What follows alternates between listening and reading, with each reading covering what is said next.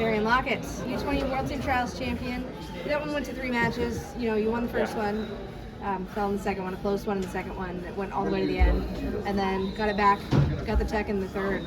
What did it take to get that third match? First off, I want to say thank God, my Lord and Savior. Without him, none of this could have been done. But it was a really gritty match, every single match. The scores might have been a little bit wide out on the first and third one, but it was a gritty, hard match. And he's a really awkward wrestler, like really weird and different type of wrestler than I probably ever wrestled before. And it was a lot different, but it took a lot of heart. I think my training with Coach Zoe, he's the best coach in the world, I think, and I'm happy that he gets to stay here at Oklahoma State. It was looking a little iffy, but he was there no matter what, whether he was still staying there or not. So I give him a lot of props because without him, none of this is possible. He kind of snakes you in that second match, and it's like a crazy one, right? It looked like you learned a lot at the Olympic trials. You really showed up. That match against Meyer Shapiro to start out was lightning, right? Electric, you got the crowd going. But in that second match, right, he's long, he's lanky, they got weird hips, they wrestle real hard. He kind of got you there in the second, in the last minute. What's going through your mind as I see you laying out here, right? How'd you gather yourself? I wasn't too worried. I know I still have one more match, and I wrestle for moments like these. I like the big stage. The big stage is where I think I perform the best, so it kind of got me excited, put another fire under me. Haven't lost in a long time in this age group, so put a little fire under me and made me want to come back and compete 10 times harder, Took a walk with Coach Zoe, and he was like, all right, it's whatever, one more. You've been here before, so nothing changed. I just had to wrestle harder. I feel like I got a little tired in the second match, and I think that was his game plan. He waited to the end and shocked me, so I think I wrestled a little bit more smart. I got more takedowns instead of holding off and waiting and trying not to get tired. Coach Jackson gets a yellow card. I don't know if you noticed. Yeah, I saw that. How crazy is that? You got an Olympic champion getting into it, coaching against you, getting yellow cards. No, it's just trying to keep my mind in the match. Coach Taylor and those guys that just came in are big into that.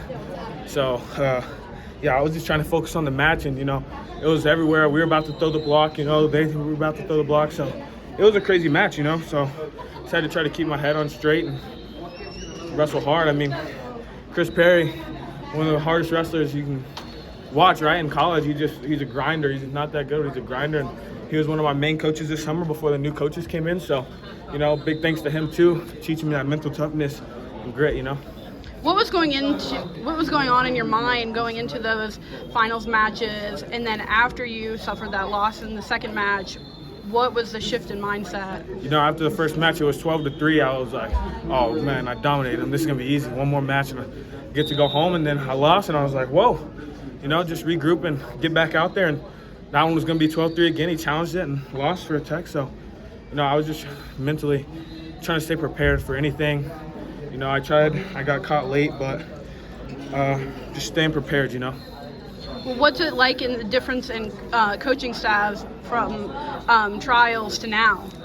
The other coaches, I knew them really well. I'm born and raised in Stillwater, Oklahoma, so I've been around Chris Perry and Tyler Caldwell, Gary Wayne Harden, Coach John Smith all my life. So those guys knew me like the back of their hand, and the new coaches are trying to learn me, figure me out, and I think we're growing a great bond right now. Me and Coach Taylor, Coach Kennedy, and Coach Gilman. So, it's just a little bit different, them trying to figure me out, how hard they could push me, when to, some guys will break. So all the other coaches already knew me, knew my style, knew how I wrestled, and these guys are trying to relearn me almost. Is there anybody's doors you can't blow off like you did? You blew his doors off. That was a race. You blew his doors. You lapped him, right? You attacked him twice. Yeah. Can you do that to everybody in the country and the world? I think so. I think anyone in the world, if I on my A game and I'm not worried about the score, I think that second match, it was like one more match and you're the one team. So I was thinking more about winning and losing more than going to score points and going to compete. And that's something that I think Penn State's big on and that David's bringing to our room is who cares if you want to lose? Just go score points, get your hand raised, but score points, score as many points as you can. And I think I started worrying about that a little bit. I'm like, oh shoot, it's 3-1, 3-2, gotta hold, gotta wait. And that match I went out there and I kept scoring and scoring and scoring, and he didn't know what to do. Are you coming back to Iron Man? Yeah, for sure.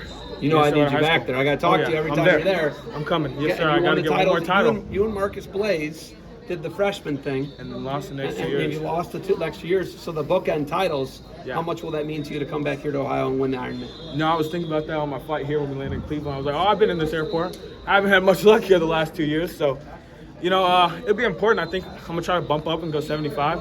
I weigh about like 70, 73 right now, and I think I want to try to get bigger for college. So I think I'm going to try to go 75, just keep growing, getting bigger, and getting ready for college. I mean, Ironman's big, important for high school, but it's not my main goals. My main goal is to be Olympic champion, national champion in college. So I think I'm going to bump up and try to go compete with the best guys there is. I wrestled William Hinkle there 2 years in a row, and he was 1 point a match with Gabe Arnold. So, I mean, it's a tough tournament. You've had that experience on a world stage, You won last year, U17 world champion. What are you going to take from that experience and bring it into this, U20 world championships in Spain? I think I'm going to just keep training hard and keep competing. I think there's nothing really that I have to take with me or change. I think I just got to keep working, keep getting better, and keep scoring points. If I score more points than my opponent, I win every time. So I think I'm going to just keep trying to keep scoring points. And, I learned the whole flight and traveling thing, the weight management through the flights, and I didn't have to cut very much weight last year. So I think I learned how to navigate through that and the training environments and, the other guys speaking different languages, all the noise. So, it's definitely helpful, but I think it doesn't change whether you're scoring points or not. Congrats, Steve. Congratulations.